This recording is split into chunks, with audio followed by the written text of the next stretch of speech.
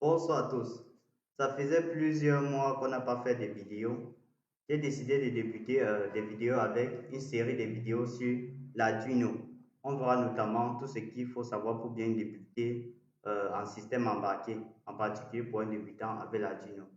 Pour cela, j'ai décidé de commencer avec le capteur ultrason qui a pour référence le HRSR04.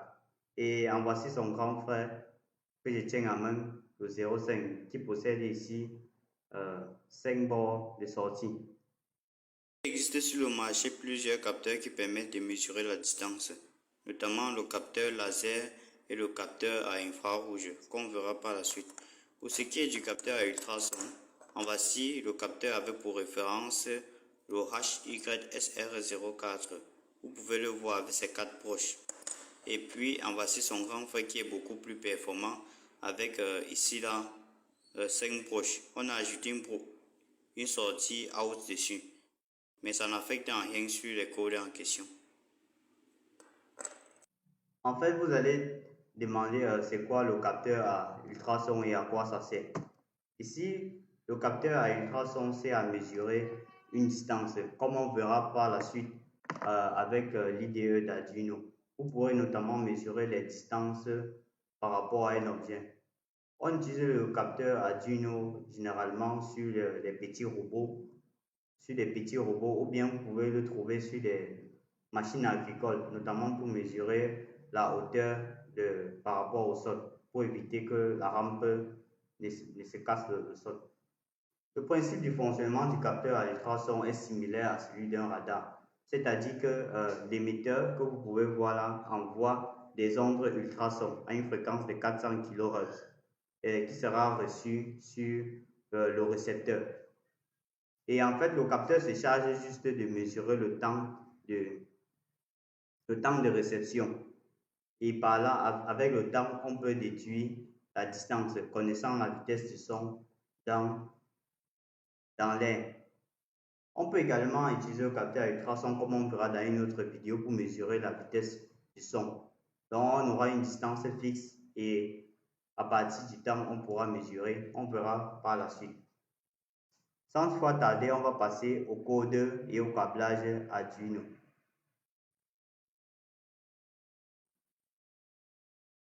En voici l'IDE de mon ordinateur, l'IDE Arduino que j'ai ouvert. Vous pouvez voir ici le premier code Arduino. Pour pouvoir lire les données envoyées par le capteur Arduino que voici, on peut utiliser plusieurs codes. On peut notamment utiliser une librairie en venant par exemple ici sur Toll ou Objet. Vous venez là sur Management des librairies. Vous venez juste cliquer là. Une fois venu ici, vous pouvez taper directement Ultrason. Ça va vous afficher une série de codes déjà disponibles que vous n'aurez qu'à installer et venir remplir les données. Ou ça, et comme j'ai déjà eu à installer plusieurs modules, je ne dois pas le refaire. Vous pouvez directement venir ici pour vérifier que l'installation s'est bien passée. Vous venez sur exemple et vous allez voir ici votre librairie qui a été téléchargée. On peut par exemple faire l'exemple avec ce capteur-ci en question. Par exemple, je peux le mettre là et mesurer la distance par rapport à l'écran de mon ordinateur. Vous pourrez voir les distances que ça met à jour automatiquement. Si je me déplace, le capteur va changer de direction. Ici, ce capteur a pour caractéristique, de 2 mètres. Ça mesure une distance maximum de 2 mètres, une distance minimum de 2 mm. Ici, on peut utiliser ce premier code que voici.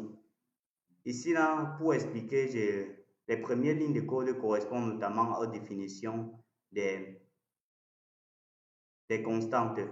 Pour ceux qui sont familiarisés avec le langage C et le langage C++, vous pourrez comprendre cela facilement. Je mettrai sur le site web qui est en construction les détails de chaque code utilisé. Ici, là, vous pourrez voir le voiceTune, qui est la première fonction qui sera lue par l'Arduino, et le void loop, qui est la fonction qui doit se répéter. Et maintenant, on doit essayer de passer au câblage. Maintenant, on va passer au câblage. Pour réaliser le câblage, on aura besoin des câbles, c'est-à-dire on aura besoin de 4 câbles mâles.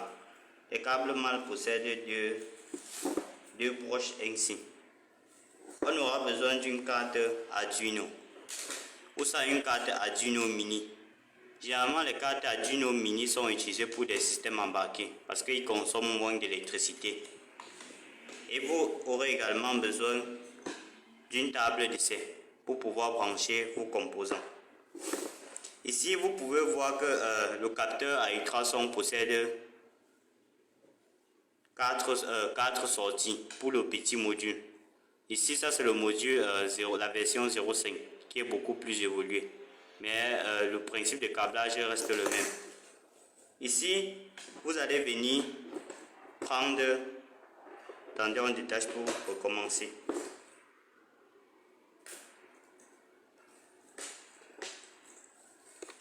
En ce qui concerne le câblage, vous allez venir sur le 5 volts ici, coller et puis venir sur le 5 volts de votre module ultrason. Puis, vous allez faire pareil avec la masse. Ici, notre masse représente le out. Et ensuite, vous venez le mettre au niveau du count de votre capteur.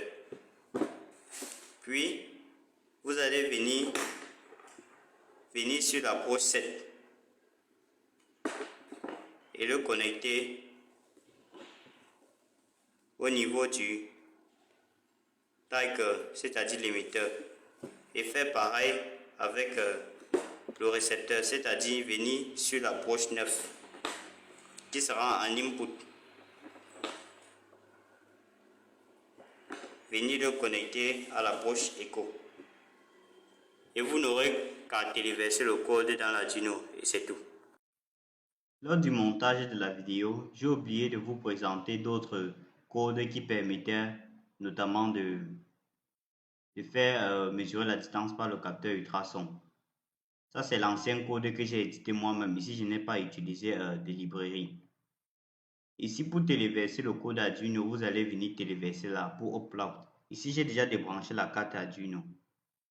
Ici, pour vérifier le code, vous vérifiez là. Ça, c'est pour choisir les connecteurs port série. Et maintenant, je vais ouvrir d'autres codes Arduino différents de celui-ci. Ne vous inquiétez pas, tous ces différents codes seront disponibles dans le livre ou bien dans le site qui est encore en construction. En voici un deuxième code. Ici, j'ai notamment mis 2 codes. Vous pouvez voir ceci en commentaire. Le premier code ici, là, j'initialise l'émetteur, le tribe, à la broche 9 et le écho à la broche 8. Ici, je prends une variable de type long. Donc, pour ceux qui sont familiarisés avec la programmation en Java ou en CC, ils vous reconnaîtront facilement les variables. Le int, c'est pour dire que cette variable, c'est un entier. Et le float, c'est un entier avec c'est un nombre avec des virgules, un nombre flottant. Ici, le void setum, c'est une fonction qui sera lue en premier. Ici, le void loop. Loop veut dire répétition en français. Ici, le ping mode, je déclare le ping mode pour déclarer que ceci a output, donc en sortie.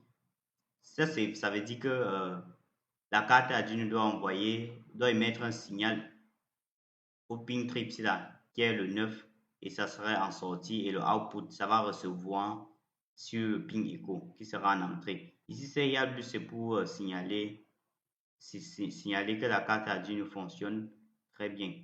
Ici, ping white, low, donc ça initialise l'émetteur en.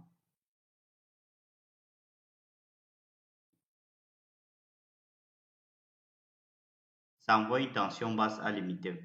Ici, pour la fonction qui doit se répéter, ici, ça c'est direct white et ça va attendre 10 secondes avant d'émettre un nouveau signal. Donc, chaque signal va attendre 10 secondes. Je peux modifier en fonction de ma convenance. Ici, if. Ici, ça c'est pour dire que si la distance, le temps de réponse dépasse 2000 secondes, on écrit échec de la mesure. Parce que le capteur, à partir de 2 mètres, ça ne mesure plus très bien. Et le ELF s'applique ceci là. On va mesurer le temps divisé par 2 et on multiplie, on convertit la distance fois le temps fois la vitesse. Et on veut l'afficher en centimètres. C'est pour ça qu'on le divise par 10 000. Et à plus, on atteint un délai de 20 millisecondes. Ici, on va fermer ce code ici là. Pour fermer, on va le mettre en commentaire. On met asterisk bar. On vient ici. Au début, on le déclare également bar asterisk. OK. Vous voyez, ça déclare directement en commentaire. Ici, je vais enlever le premier code en commentaire. Vous voyez, le premier code s'affiche. Ça, c'est également un autre code. Si vous souhaitez voir le code d'une librairie, vous n'aurez qu'à venir sur exemple et puis sélectionner Ultrason HX04. Et pour ceux qui, une fois cela fait, il est indispensable d'ouvrir le moniteur série. Donc vous allez venir ici sur Tool, vous venez sur Serial Monitor. Je ne sais pas pour vous, peut-être vous avez votre Arduino en français ici, ça c'est moniteur série. Vous cliquez dessus, c'est important de lire. Dans les anciennes versions, ça s'ouvre automatiquement. C'est la correction que je voudrais parler. Ici, vous pourrez également trouver le PDF ici sur le site que j'ai écrit, notamment pour détailler avec les caractéristiques de l'Arduino. Voici notamment les paramètres électriques et les paramètres techniques, notamment le 2 mètres et ainsi de suite.